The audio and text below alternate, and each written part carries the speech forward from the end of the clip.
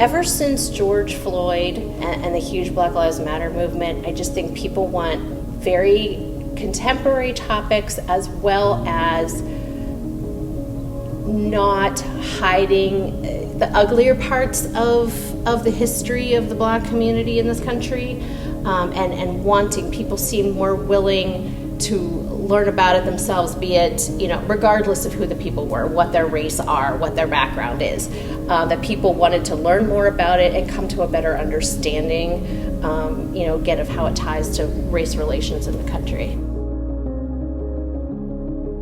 Racist Things is really an exhibit that has been playing into what the museum has been trying to do for the past probably 6 or 7 years. And it's to really we feel it's our job in the community to show all facets of the history of the Black community in Iowa, nationwide as well. And in showing this factual historic narrative, there are triumphs and joyous things, but there's also a dark and ugly history to it as well.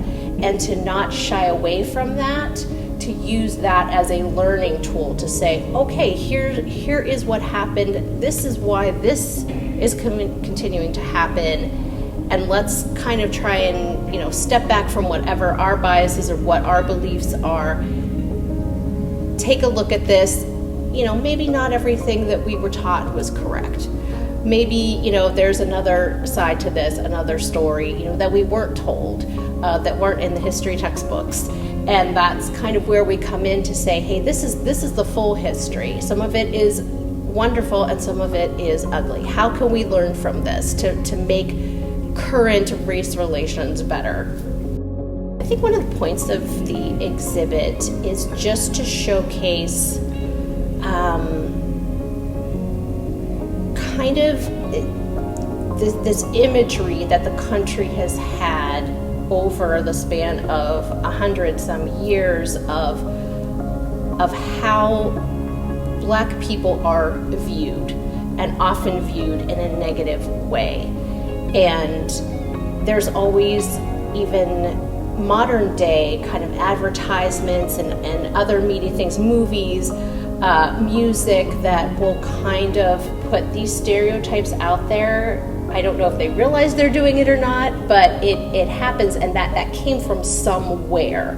So what this exhibit is doing is taking you back to, where did this all start at? Why is there anti-Black imagery in all facets of our culture, in print media, in advertising, in all kinds of video, and again music and that kind of thing? Where does that come from? Why do we have that? And the other point of that is because it's in every aspect of culture, that it's so pervasive that we don't really realize it's there. We don't have an acquisition budget to get items for the collection. It's all based on donation. All of these items have been donated at one point in time and continue to be donated. Most of it is just someone's cleaning out, their grandmother passed away, or their great aunt, and they had a whole collection of Aunt Jemima things in their kitchen and they would like to give them to us. I continue to get these offers, and it just kind of proves the point of the exhibit, that it just was everywhere, and it's still everywhere. You go into antique shops, it's there. This stuff was just mass produced and in everybody's home. I've actually stopped taking the items because we have so many. This isn't even all that we have.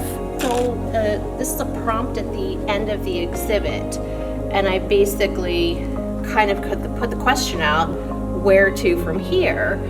And that this exhibit was created to challenge the idea that these objects are supposedly harmless and not able to influence us, when actually the opposite is true.